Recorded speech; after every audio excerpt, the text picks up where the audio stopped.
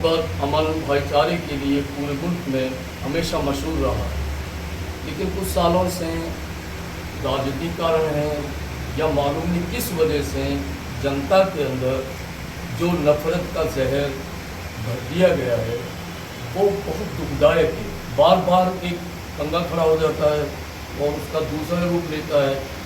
हम लोगों में आपस में मुद्दे उठते रहते हैं और भाईचारे से सुलझाते रहते हैं। सूर सागर में भी ऐसा ही हुआ। कुछ सालों पहले ईदगाह सामने चबूतरा इसका मसला था। पहले भी इस बात पर समझौता हुआ और 21 को शुक्रवार की शाम को 8-9 बजे दोनों जमातों ने फरीकों ने बैठ करके एक मुद्दे पे समझौता कर लिया। समझौता करने के बाद में ये मुसलमान दूसरे अपने घरों को जाके सो गए। फिर पत्थरबाजी शुरू हो गई, अनजाने पता नहीं कहाँ से पत्थरबाजी। तो ये लोग घरों से बाहर निकले, इतने प्रशासन आया और प्रशासन से भी और आपस में जब वो हंगामा हुआ तो मुठभेड़ हो गई। अब कुछ पता नहीं कहाँ से किसका पता चला। उसके बाद पुलिस ने आंसू गैस छोड़े और घरों में ये लोग जाकर के गए घर में। तो रात में पुलिस ने औरतों का उसको निकाला और उन पर केसेस हुए और अब तो गिरफ्तारियाँ हो रही है। तो मौलाना अरशद मदनी और जमीयत का ये पैगाम है कि हम लोग ये जो मुल्क के लिए सबसे अच्छा शहरी वो है जो अपने भाई के साथ अच्छा बर्ताव करता, प्यार और मोहब्बत। अगर कोई नफरत का बीज बोता है तो हमारा ये फर्ज बनता है कि हम प्यार और मोहब्बत के फूल उस पर बरसाएंगे। और इस तरह की जनता में कोई मुद्दा उठता है तो हम सबको चाहिए कि डील की जाए, उसको रोका जाए, कंट्रोल किया जाए। मेरी प्रशासन और सरकार से ये गुजारिश है कि सरकार माई बाप होती है। अगर बाड़ी मारवाड़ी में कहावत है कि बाड़ी खेत को खाने लगे, आखिर खेत का कौन बचाव है।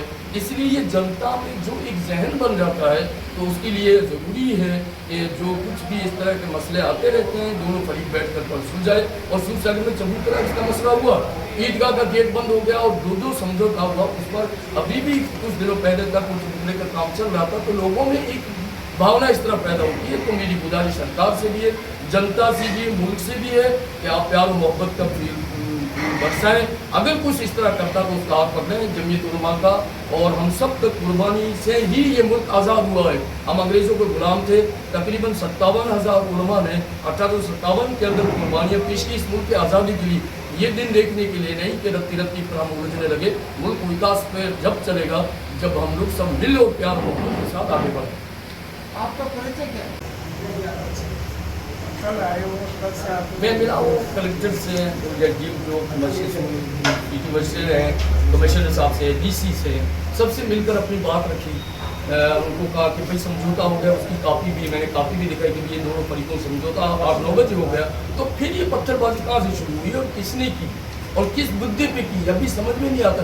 ये निष्पक्ष जांच होनी चाहिए कि पत्थर किसने मारे, कौन लोग थे और किस मुद्दे पे मारे, इसका कुछ पता नहीं। अब वो बड़े परेशान, सब लोग दोनों फरीक परेशान होते। जब आग लगती है तो घर नहीं देखती है कि हिंदू का घर है कि मुसलमान का घर है, ये गरीब का एक मामला है। अधिकारियों ने बताया कि मीडिया ने एक पक्षीय कार्रवाई की। ये इसलिए कहना चाह रहे थे कि वो ईदगाह का गेट वगैरह तो दिखा रहे थे, चबूतरे का काम चल रहा था। तो दोनों का जो रिपोर्टिंग के अंदर कि भाई इसका मुद्दा ये था, ये समझौता हो चुका था, ये पर इसमें आना चाहिए।